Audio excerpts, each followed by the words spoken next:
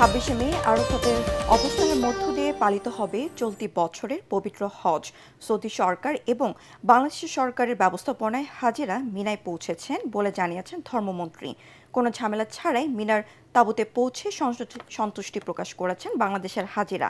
মক্কা থেকে সাজিদুল ইসলামের রিপোর্ট, জানাচ্ছেন জামিল হাসান শান্ত।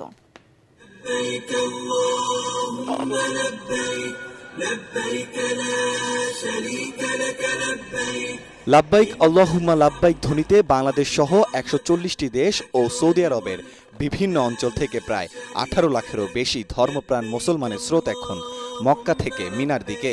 নিরাপত্তার চাদরে ঢেকে ফেলা হয়েছে হজ এলাকাগুলো, বসানো হয়েছে কয়েক হাজার ক্লোজ সার্কিট ক্যামেরা। নাশকতা ঠেকাতে স্বাভাবিক নিরাপত্তা কর্মীদের পাশাপাশি প্রস্তুত রাখা হয়েছে Saudi national guard.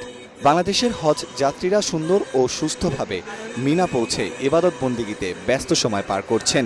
Medical team, আমাদের স্বেচ্ছাসেবক দল যারা আছে সবাই হাজিদের সেবায় নিয়োজিত।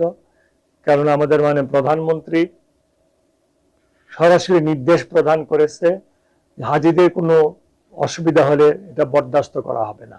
মঙ্গলবার ফজরের নামাজের পর আরাফাতের উদ্দেশ্যে রওনা দেবেন হাজিরা।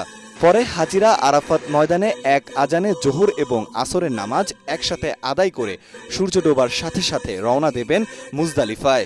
মক্কা থেকে আজকে মিনায় চলে যাচ্ছি, মূল হজের কার্যক্রম শুরু হবে। সৌদি সরকারের যে ব্যবস্থাপনা অত্যন্ত খুব সুন্দর। আলহামদুলিল্লাহ, এবছরের মিনার ব্যবস্থাপনা খুবই সুন্দর, খুবই ভালো, এবং আমাদের হাজি সাহেবরা আলহামদুলিল্লাহ সবাই সুস্থ আছে। হাজিরা যাতে ভালোভাবে হজ সম্পূর্ণ করতে পারেন তাই সব ব্যবস্থা নেওয়া হয়েছে বলে জানিয়েছেন হাব। এখন পর্যন্ত আমরা উল্লেখযোগ্য কোনো অভিযোগ পাইনি, সবকিছু সুন্দরভাবে আগাচ্ছে।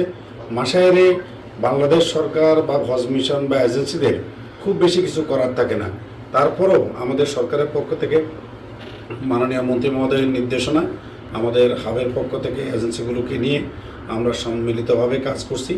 সৌদি সরকারের রাজকীয় মেহমান হিসেবে বাংলাদেশের জাতীয় সংসদের বিরোধী দলীয় নেতা ডাক্তার শফিকুর রহমান, বাংলাদেশ সেনাবাহিনী প্রধান জেনারেল ওয়াকারুজ্জামান এবার হজ পালন করছেন। জামিল হাসান শান্ত, এটিএন বাংলা।